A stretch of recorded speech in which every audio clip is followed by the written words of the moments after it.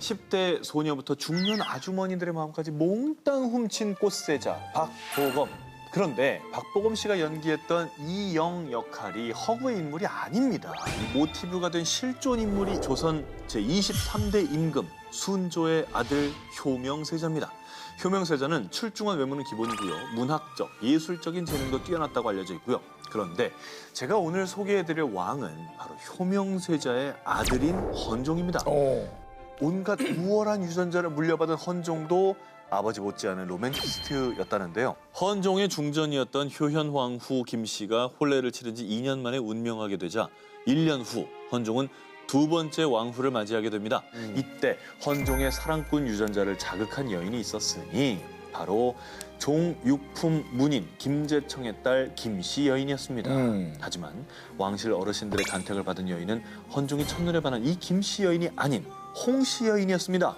결국 어른들을 거역하지 못하는 헌종은 홍씨 여인과 혼례를 치른 이후 무려 3년이라는 시간이 흐른 뒤에도 김씨 여인을 마음에서 지우지 못해 결국 후궁으로 맞아들이고 경빈으로 책봉하게 됩니다. 이렇게 사랑의 노예가 돼버린 헌종은 경빈을 향한 사랑이 세상 극진해서요. 아이고. 왕다운 스케일의 아주 통 큰 선물까지 하게 되는데요. 뭐 줬을까요, 왕? 말. 정말 예쁜 비단 같은 거. 두 분의 상승보다 훨씬 큽니다. 궁궐 건물을 선물합니다. 그렇지. 이 궁궐이 바로 창덕궁 낙선제입니다. 얼마나 정성을 들였는지 이곳에 수많은 장식 무늬 중에 어느 하나 똑같은 것이 없을 정도로 정교하고 다양하고요. 하지만 안타깝게도 헌종이 폐결핵으로 23세라는 젊은 나이에 생을 마쳐서 실제로 경빈 김 씨와 함께했던 시간은 약 2년 정도밖에 되지 않았다고 합니다. 아이고. 그런데 조선 왕조의 사랑꾼 헌종을 뛰어넘는 왕이 또 있었습니다. 바로 25대 왕 철종입니다. 철종의 어린 시절 이름은 이원범으로요. 형이 영모에 연루되는 바람에 14살 때 강화도로 유배를 갑니다. 그리고 19살까지 나무를 베고 농사를 지으며 살아가던 이 강화도 청년의 인생을 뒤바꿀 사건이 벌어지는데요. 헌종이 후사 없이 사망한 후에 왕실의 어른인 순원왕후가 다음 왕으로 철종을 지명한 것입니다.